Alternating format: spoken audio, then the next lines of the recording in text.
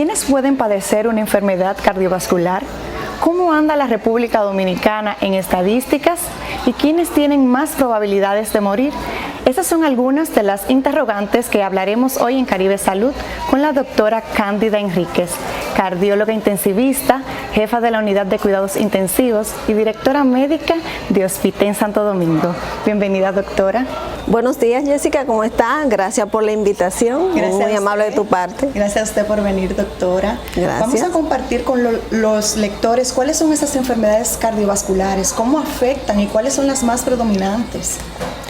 Fíjate, las enfermedades cardiovasculares son un sinnúmero son muchas enfermedades que afectan no solamente al adulto, pueden afectar también a niños, y me refiero a niños porque creo que hay que hacer un enfoque importante desde la niñez en las enfermedades cardiovasculares, pero las enfermedades cardiovasculares afectan normalmente al adulto. Muchos niños pueden, por ejemplo, tener una enfermedad cardiovascular que la han ido desarrollando y que a lo largo de la adolescencia, la edad adulta joven, pues no se manifiestan, pero llega un momento en que sí tienen algún tipo de manifestaciones. Por eso quiero hacer un poquito de hincapié en esa parte, ya que el enfoque general de la cardiología moderna lo que busca es la prevención. Todos debemos trabajar en prevención, y las enfermedades cardiovasculares más comunes, las que vemos normalmente, son la hipertensión arterial, la diabetes, las enfermedades cerebrovasculares que involucran los ictus cerebrales, lo llamado tanto hemorrágicos como isquémicos. Involucra también las dislipidemias, están asociados obviamente a los factores de riesgo como son la diabetes, la hipertensión, el tabaquismo, la obesidad sobre todo, y sobre todo la inactividad física que se asocia con el sedentarismo y el desarrollo posterior de aumento de peso, y por ahí inicia el camino hacia la hipertensión, no solamente a la hipertensión, sino también a otras enfermedades cardiovasculares que pueden desarrollarse durante ese proceso. ¿Cómo anda República Dominicana en cuanto a estadísticas?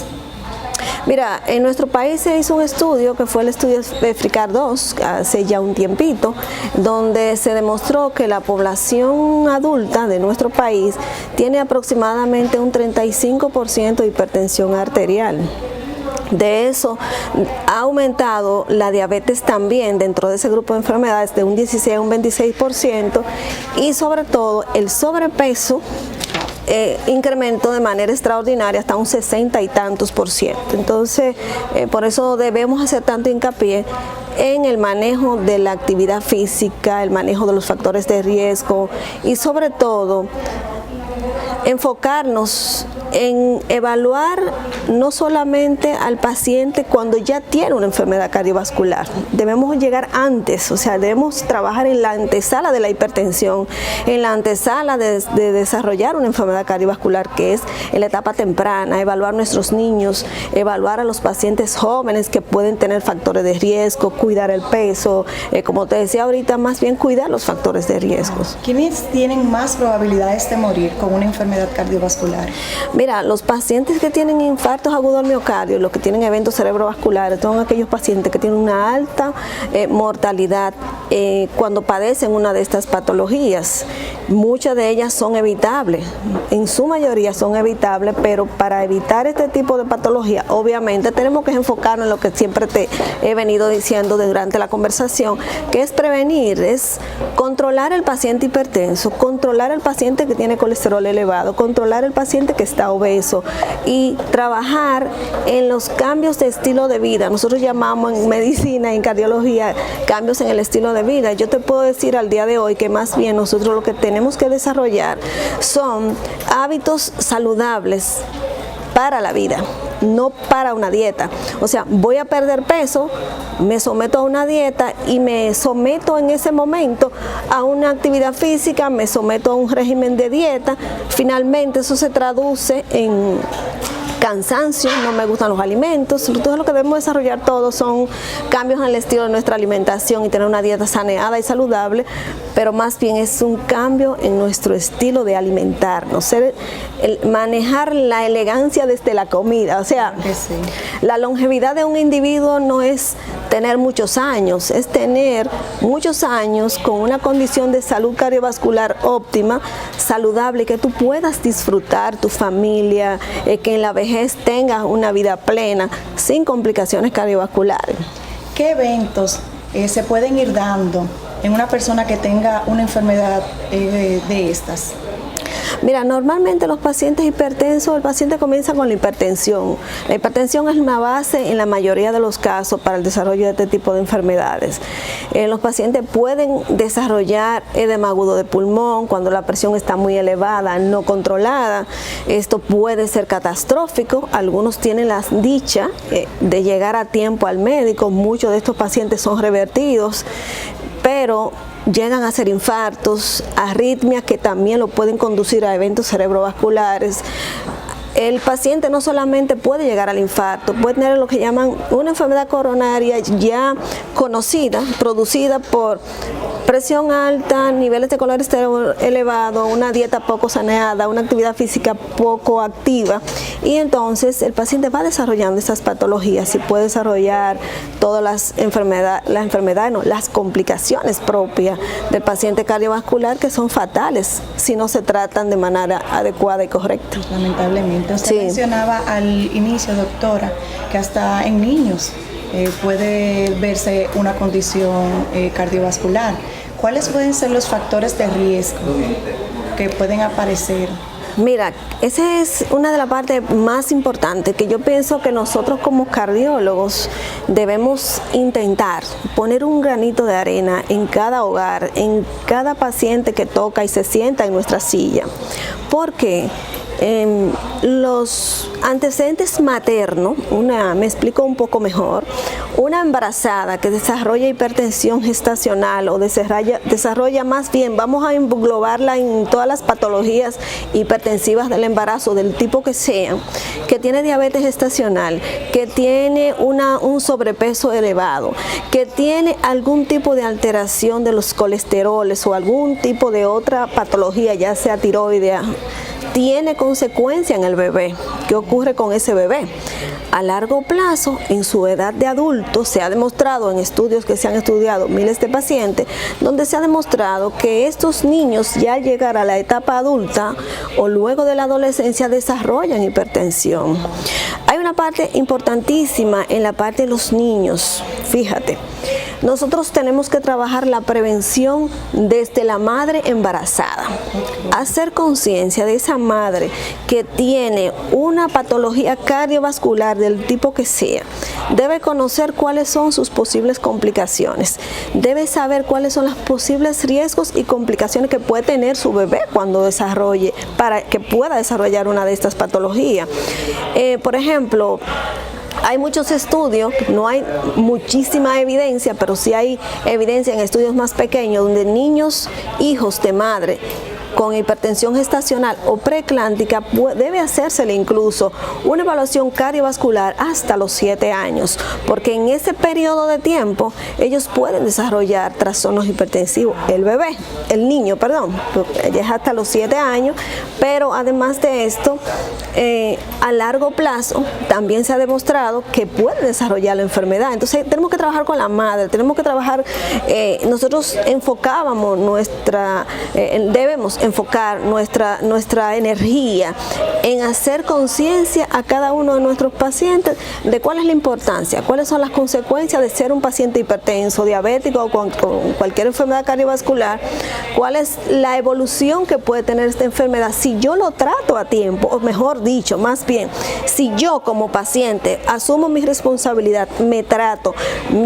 hago mi actividad física, llevo mis requerimientos o más bien los lineamientos que me dé mi médico y cumplo con ese protocolo, a largo plazo los beneficios son del paciente. Y finalmente eso va a impactar en la prevención a nivel mundial y la mortalidad a nivel mundial. Tú sabes que para el año 2030 se espera una mortalidad sumamente alta. Se esperan que 23.6 millones de personas puedan tener enfermedad cardiovascular. Entonces, dentro de ese grupo, Por ejemplo, en las Américas, América siempre son países que tenemos costumbres muy parecidas. La hipertensión anda mucho más alta que en Estados Unidos. O sea, por ejemplo, en Estados Unidos y Europa, donde la hipertensión puede tener, más bien sí, la hipertensión se enfoca desde un 30 hasta un 48%. Nosotros en nuestro país tenemos un 35% de pacientes hipertensos. Nosotros estamos en el medio, incluso por encima de otros países desarrollados. Entonces tenemos que enfocarnos. ¿Quiénes están siendo más afectados, hombres o mujeres? Mira, normalmente la tendencia, de acuerdo a las estadísticas, el hombre es el que más se afecta. Lo mismo pasa en los niños, déjame apuntarte eso, lo mismo pasa en los niños pueden desarrollar una enfermedad cardiovascular, o mejor dicho, ir desarrollando lentamente una enfermedad cardiovascular en la niñez, más frecuente en los hombres, lo mismo pasa en el adulto. ¿Qué ocurre? Que nosotras las mujeres, cuando pasamos la etapa premenopáusica, menopáusica y posmenopáusica, pues nos igualamos y tenemos muchas complicaciones. Nosotras las mujeres somos muy dadas, sobre todo las latinas, a cuidar mucho a los demás y cuidarnos nosotros un poquito menos, y esto tiene consecuencias fatales al final de cuentas. Si no me cuido, doctora, ¿cuáles son las consecuencias de estas enfermedades? Si no voy al médico, si no hago ejercicio, si no como saludable. Mira, todas esas preguntas tienen una sola respuesta: disciplina. ¿Qué ocurre? Si yo tengo una enfermedad cardiovascular conocida, yo tengo que primero ser consciente de qué me ocurre. Segundo, el individuo debe tomarse sus medicamentos tal cual su médico se lo señale. ¿Por qué? Porque ese médico ha pasado por un sinnúmero de estudios que ha demostrado qué dosis o qué tipo de medicación necesita. Debe tener un seguimiento adecuado con ese médico que ya le lleva su control y sabe cuáles son las probables consecuencias, probables complicaciones y cómo se controla o no. Hacer actividad física. En la actividad física es imprescindible. Las recomendaciones de las guías son de 150 minutos al día, a la semana. 150 minutos al día como que sería demasiado.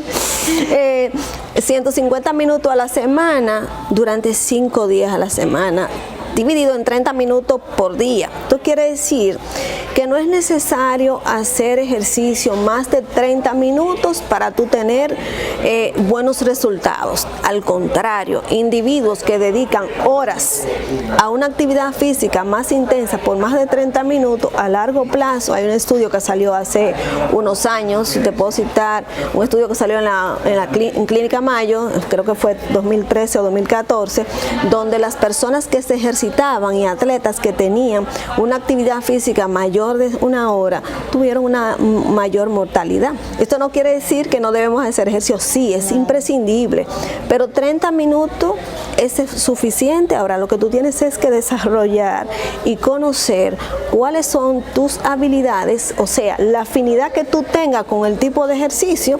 A mí me gusta correr, pues yo corro y me gusta, me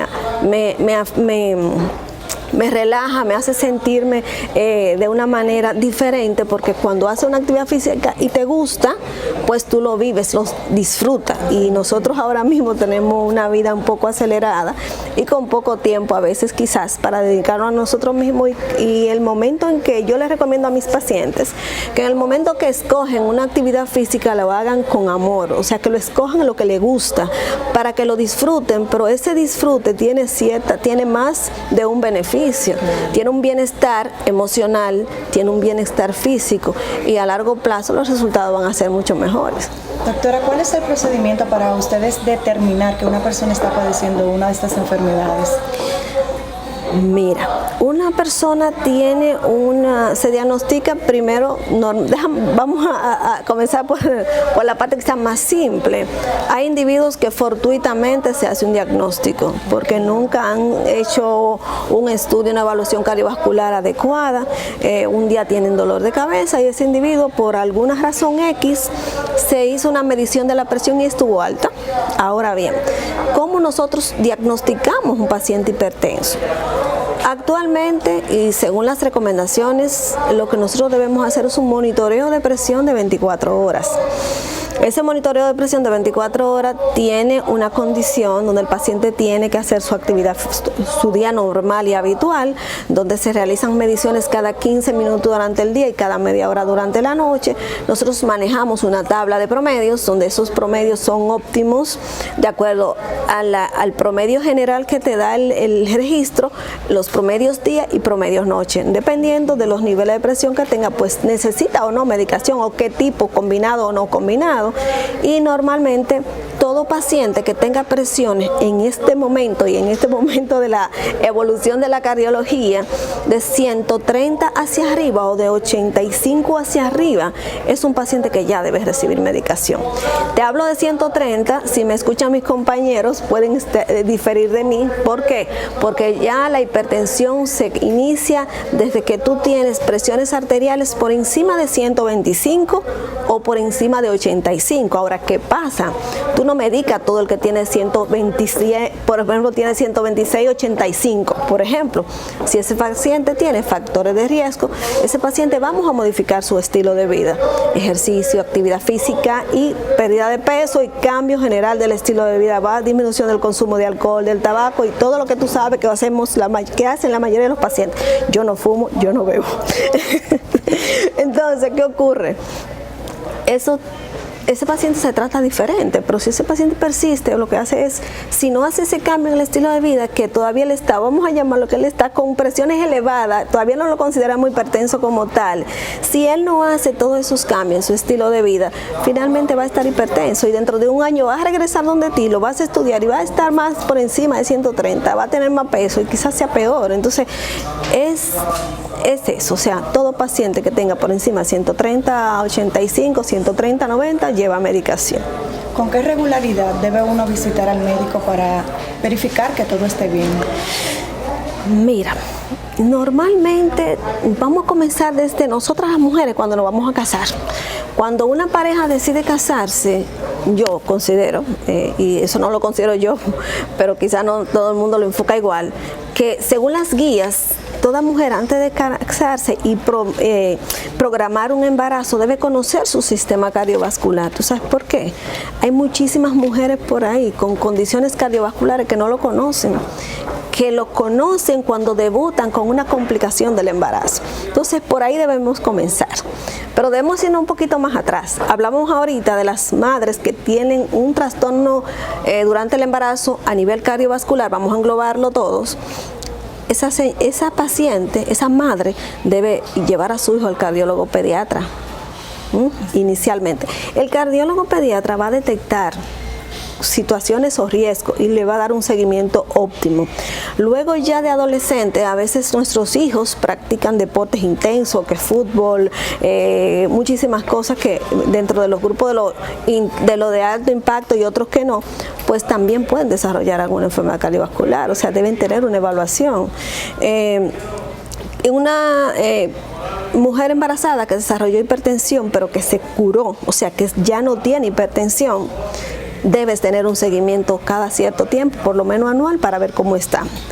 Todo paciente por encima de 40 años debe hacerse una evaluación cardiovascular anual. Hay individuos con menos de 40 años, pero que tienen factores genéticos importantes de peso, que deben hacerse evaluaciones antes de esa edad.